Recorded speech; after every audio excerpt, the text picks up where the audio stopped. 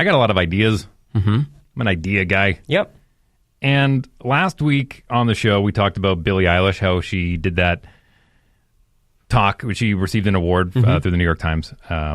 And she called out billionaires. She's like, why are you a billionaire? And I kind of said, why are you a millionaire? Like these people earn this money. And I feel like I was a little hard. I wasn't on board with what she was spewing. And I took some time to reflect. And then on Friday, she called out Elon Musk. Yo, did she ever? Because Elon's coming close to being a trillionaire. I can't even comprehend that. And she went off. She's like, here's all the things that you could do with that money. And then had some very expletive description words of Elon. Did she ever? Now, I thought about this. Because that's like two of your worlds colliding, not liking each other. I love Billy. I love Elon. So where are you? You're like the dad with two kids that are fighting. Well, here's the thing. Who's in the wrong? It's something that I'm willing to jump on board with Billy. We're going to get to the same spot. We're just going to do it in different ways. Okay. Now, you're going to rob him. We're going to rob Elon Musk. Billi Eilish is a very smart human being. And she knows better than anyone that Elon Musk is not sitting on a pile of money. Like, he just doesn't have cash stashed away. He's worth billions of dollars. He's worth billions of dollars. And the way this works is, and not enough people know this, when somebody is that rich, they actually don't have a lot of physical cash. Mr. Beast has kind of brought this to light for people that don't really get it. But you're worth a certain amount. So what you do is you go to the bank and you say, yo, here's how much I'm worth. And they go, show us. And they go, well, here's all the investment portfolios I have. Here's all the things. Here's what I'm worth. Like, so let's just say for easy math, I'm worth $1 billion. And the bank goes, cool. We'll give you $500 million of credit. And you go, sweet. You start investing. So here's the thing. So now I've got $500 million of credit, not cash. Right. $500 million worth of credit. I have to pay the bank back the interest. Now that interest is a lot less than what I would pay on taxes. If I was actually to take that money out from what I'm worth and take it out as cash, I'm paying a lot, like over 50% of the government. Right. And you don't want to do that. So instead, nobody wants to do that. So instead, what these billionaires do is they live off credit because the money that they have to pay back to the bank is so much more minuscule in comparison to the taxes. It's just the way billionaires have operated for centuries. It's smart money managing. Yeah. So I thought to myself, well, the billionaires are already billionaires, but who's really getting rich in all of this? The banks are. The banks are really the ones that are getting rich because they're not actually giving out money. They're just giving out credit. It's not even real money. And then what they're doing is they're collecting back real money. Yeah, it reminds me of how we're in such a deficit. And so I'm like, print more money, I guess. I don't know. Well, and you do that, then that devalues your dollar. And that's what's happening here in Canada. That's why our dollar is trading at 71 cents to the U.S. dollar right now. It's terrible.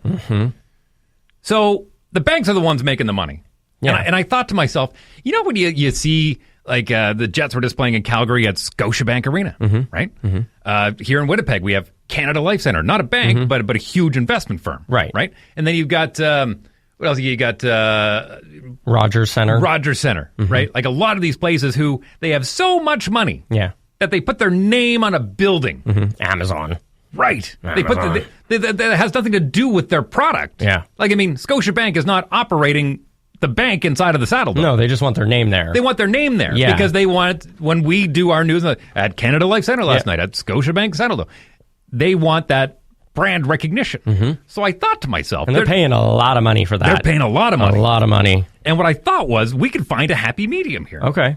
If these banks and these really rich companies, like the Teslas of the world and the Rogers and all the big companies that have enough money to put their name on a building... I would love to see them get a lot of brand recognition by putting their name on Silo Mission. You know what I mean? Why don't we Harvest Manitoba? Right. I'm not saying I don't want to privatize that. I understand. But why not call it like the RBC Food Bank? Yeah. Put your name on that building. Yeah, be proud to support that. Right. Instead of giving getting $5 million to an arena, put it on a food bank. Okay. And fund them. Yeah. That way, we're making Billi Eilish happy because we're taking care of the less fortunate. The company is still getting their brand recognition, and for a good thing. Well, isn't the unfortunate part the government is supposed to be funding these? Like, there's supposed to be enough money going to these programs and entities that they shouldn't need more money, but they do. Well, they obviously need more money. And it's a great tax write-off for these companies, Yeah, too. and look at Harvest Manitoba. Every year, our Hope for the Holidays, they come to us and they're like, oh, we are hurting. Yeah. Do not have enough donations. And what do? We go to the general public asking for money. And we're getting more from you because thankfully you're nice enough to give us that when, hurting Manitobans need it.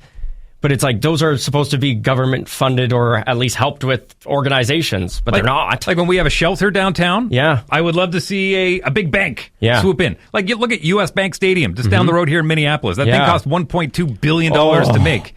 And U.S. Bank Stadium. It's not their stadium. You know what I mean? But what about U.S. Bank homeless shelter? Yeah, I know that sounds ridiculous, but I get what you're saying. Yeah, okay, so just as an FYI, U.S. Bank paid a reported $220 million over 20 years for the naming rights of the stadium. It's a lot of money. It makes me hate people with money and things with money.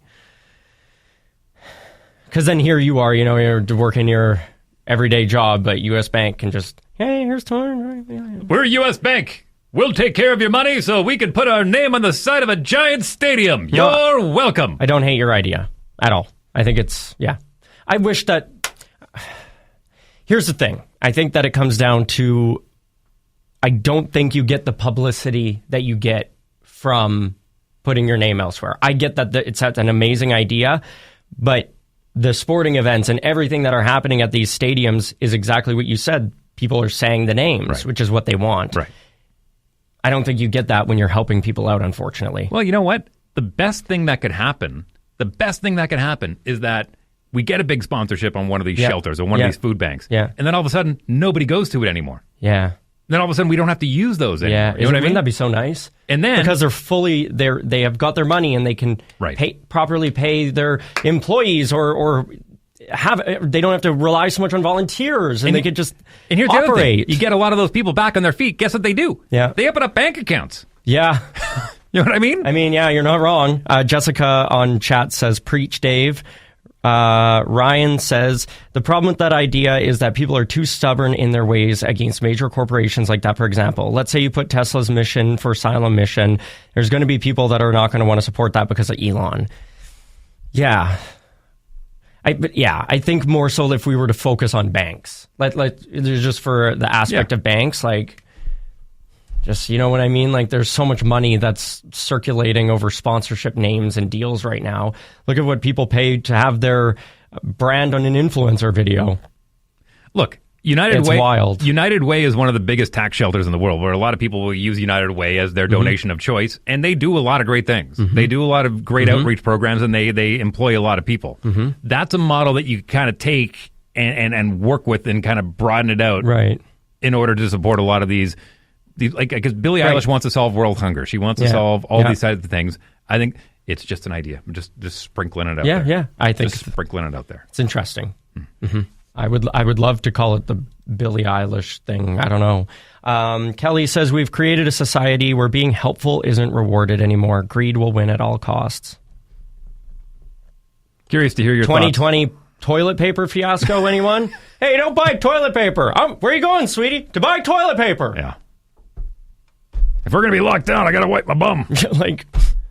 Curious to hear your thoughts on the loud line. That's our voicemail, brought to you by Ski Collision and Glass. I want more time to sit with this, but I think we should revisit this. 204-452-1061. Yeah, let it marinate a little bit. Yeah. Let it marinate. Give me some time. All right. I'll go to my bank.